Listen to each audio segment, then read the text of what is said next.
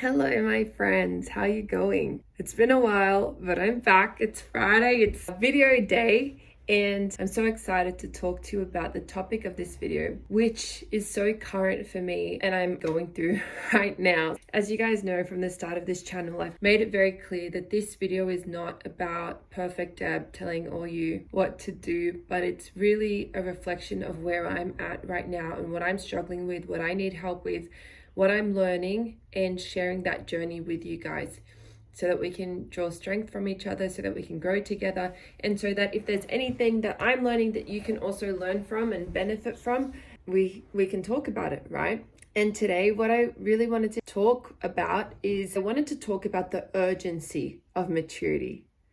The need. Is it urgent, or is it just going to happen by itself? Like if we just get old enough, just let the years pass, and when I'm 40 I'll be mature, when I have kids I'll be mature, or I will mature. This expectation that with age things change naturally, I just want to debunk that right now, because I don't know about you, but I know plenty a person who is middle-aged or older, and sometimes they're completely immature, or they're mature in some areas of their life and very hopeless still at other areas of their life. And that's all good. That's not me saying that those people are bad in any way. But for you who are listening to me, I believe that the reason that you're here, which is the same reason that I'm here, is because you actually want to go beyond mediocre living, and you actually want to live a life that is not only full, but which is fulfilling, because you're actually fulfilling your purpose, your calling,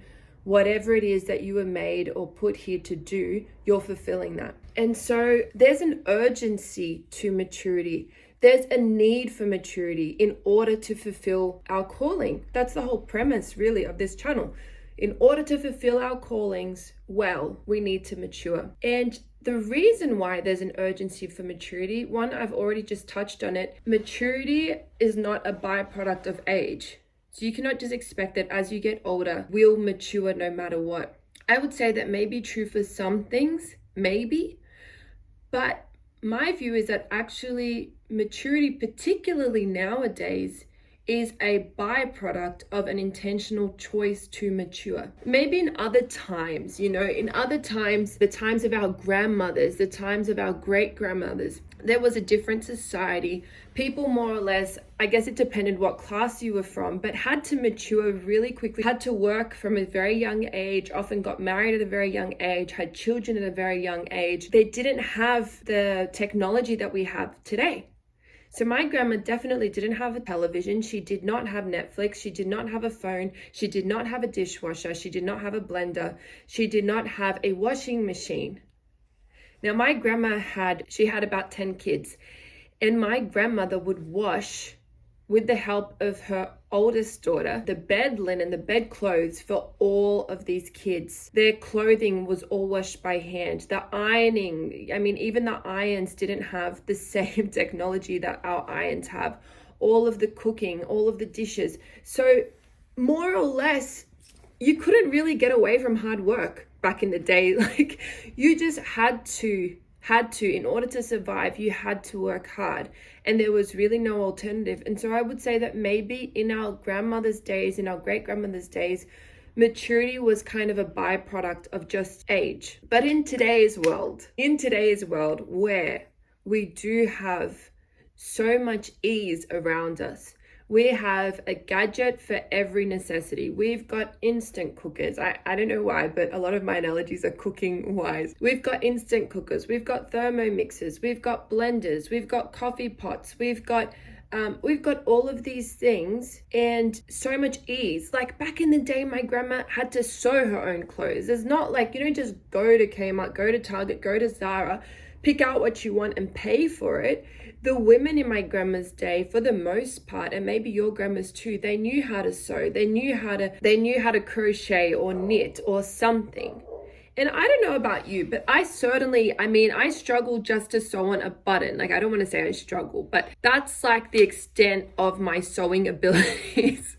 And it's not to say that I haven't worked hard, but have I really, compared to the lives of these women that have come before me that had often multiple children, had to look after all of them, often had to look after, the home, the kids, the husband, without maybe even half of the luxuries that, not even half, I mean, let's be honest, they didn't probably had 10% of what we have access to. A lot of us have the privilege and the blessing to be able to pick a course at university and go for it, study, get in, do it, and then get a job in that area. So I do think that potentially at one point in history, maturity kind of just came with life.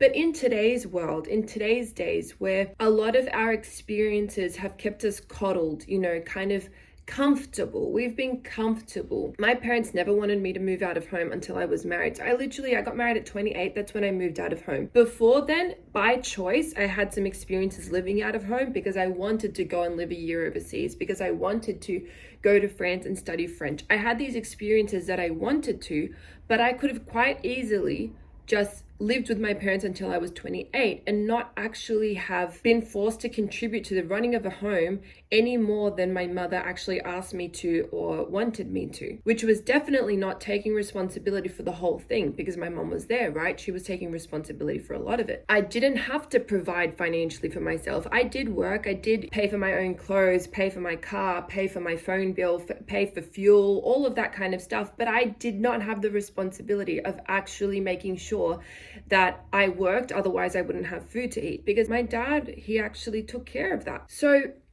that is such a distinct reality, the reality that many of us live in today, being able to stay home until late, or just having so much ease around us, so much ease of access, ease of technology, ease of education, that maturity now, it's not a byproduct, it's actually a choice and a decision. I'm making generalizations here, but I'm going to say that for the most part, for my generation, if you want to mature, you have to choose to mature, and you have to put things in place that will ensure that you mature. But why is maturity then urgent? Like, why is Deborah saying that there's an urgency to maturity? I want to suggest that you can only fulfill the fullness of your destiny, of your calling, of your purpose in life, of your potential, if and when you mature. And you can choose not to. That's totally fine. You can choose not to mature. You can choose not to go that path. But you have to know that if you choose not to mature, you will be limited in where you can go,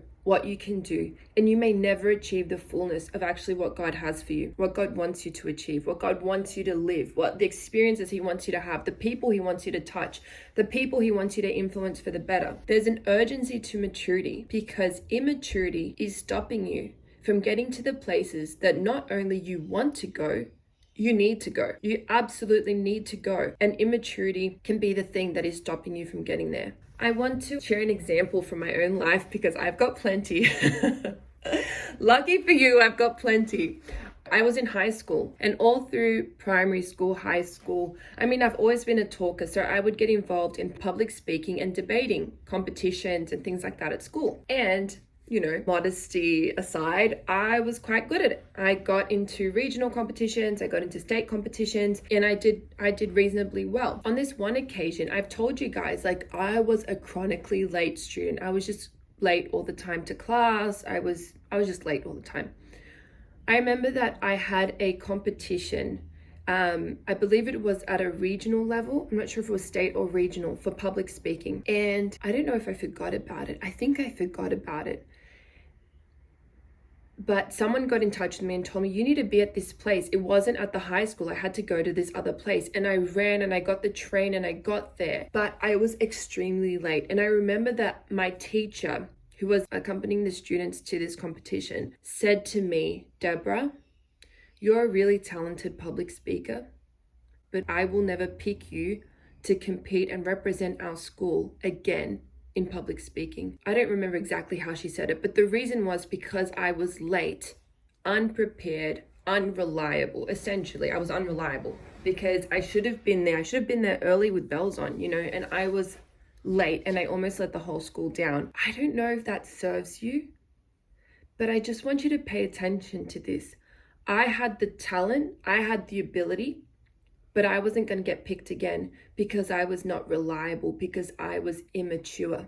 And I don't know if surprisingly or unsurprisingly to you, that what she said to me did not change my life. I kept being late. Unfortunately, and to my embarrassment, I can't say that, yes, everything changed from that day and I was never late again. No, I kept being immature in that area. I kept being late. So this is why I say maturity is a choice and maturity is a decision, because maturity actually involves hard work, and it involves changing things that have become characteristics about yourself, but that don't serve you. It doesn't serve me to be late. It doesn't serve me to be unreliable. It doesn't serve my calling. It doesn't serve my purpose. It doesn't serve, whatever it is that I'm supposed to do in life. It just does not serve me. I tell you that not because I want you to feel bad about all your shortcomings. I want you to know it's okay to have shortcomings. God knows I have plenty shortcomings. You guys know I committed to make a video every Friday here on YouTube, to release a video. And last week I didn't do one. Last week I just got caught up in so many things that I had to do, assignments, etc. And I have not yet been able to grow in ways that are required for me to do whatever it takes to produce a video every Friday. I'm on the journey, but I'm not there yet, right? And so it's okay to have shortcomings. Look, it's totally fine. I'm just going to say that right now. However, ignoring them is not going to do you any good. Ignoring them, just accepting them. You can accept yourself. Yes, accept yourself unconditionally. Love yourself unconditionally. Even with shortcomings, it's totally fine. I support that. I think no matter where you're at, you have to love and accept yourself unconditionally. You are not less than for being immature or having shortcomings in an area. But don't ignore them, because ignoring these shortcomings and choosing not to work on them is going to cost you opportunities.